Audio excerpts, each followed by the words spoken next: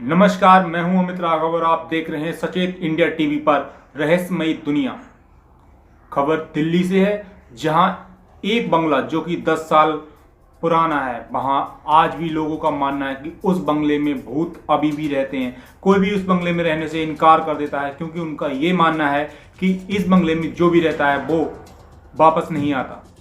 शामनाथ मार्ग पर 5500 वर्ग मीटर में फैला हुआ बंगला काफी आलीशान नजर आता है और इसमें सुविधाओं की सारी चीज मुहैया हैं। कोई क्यों नहीं रहना चाहता, आइए चलिए देखते हैं। दिल्ली के सिविल लाइंस इलाके का एक विशाल बंगला 10 साल से इसलिए खाली पड़ा है क्योंकि वहां के लोग उसे अशुभ मानते हैं, लेकिन दिल्ली डायलॉग कमीशन ने इसे अपना दफ्तर बनाया है। तो क्या इस बंगले की मनुष्य कहानी क्या है इसका सच, आइए जानते हैं। शामनाथ मार्ग का बंगला नंबर 33 पहली नजर में ही आलीशान नजर आता है।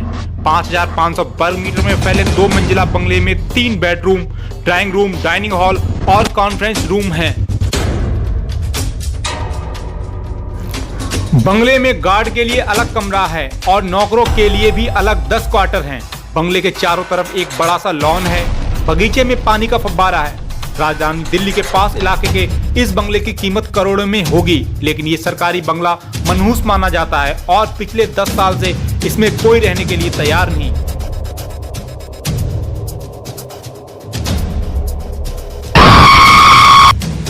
लोग तब यहाँ रहने से कतराने लगे जब माना जाने लगा कि इस बंगले में रहने की वजह से कई लोगों का करियर बर्बाद हो गया। सिविल लाइंस के ब्रिटानी शासकों ने अपने आला अफसरों के लिए बनाया था। यहाँ के पुराने बसिंदे बताते हैं कि बंगला 1920 के दशक में तैयार हुआ था। आजादी के बाद इसे दिल्ली के मुख्यमंत्री निवास के लिए सबसे बेहतरीन माना गया। दिल्ली विधानसभा यहाँ से महज 100 गज दूर है।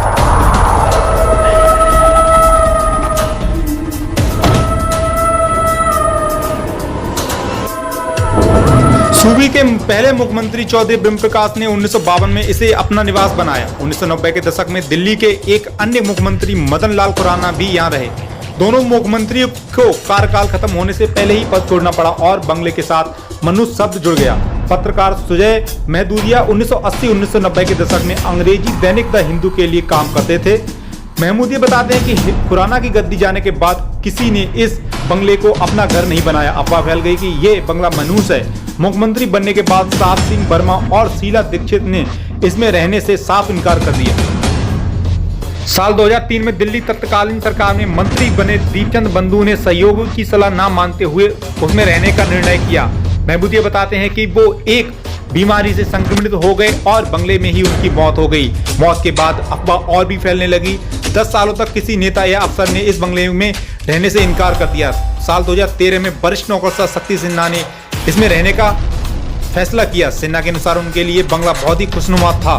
सिन्हा भी अपना कार्यकाल पूरा नहीं कर सके।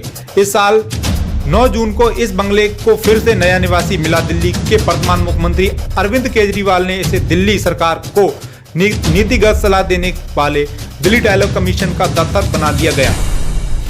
दिल्ली डायलॉग कमीशन के अधिकारी कहते हैं कि हर किसी को अंधविश्वास से लड़ने की कसम खानी चाहिए और वैज्ञानिक चेतना को बढ़ावा देना चाहिए। ये बहुत दुखद बात है कि हम पढ़े हुए लोग काले जादू और अंधविश्वास को बढ़ावा दे रहे हैं। आप देख रहे हैं सचेत इंडिया टीवी पर रहस्यमयी दुनिया। सचेत इंडिया टीवी पर और भी खबरों से जुड़ने के लिए चैनल को अभी सब्सक्राइब करें।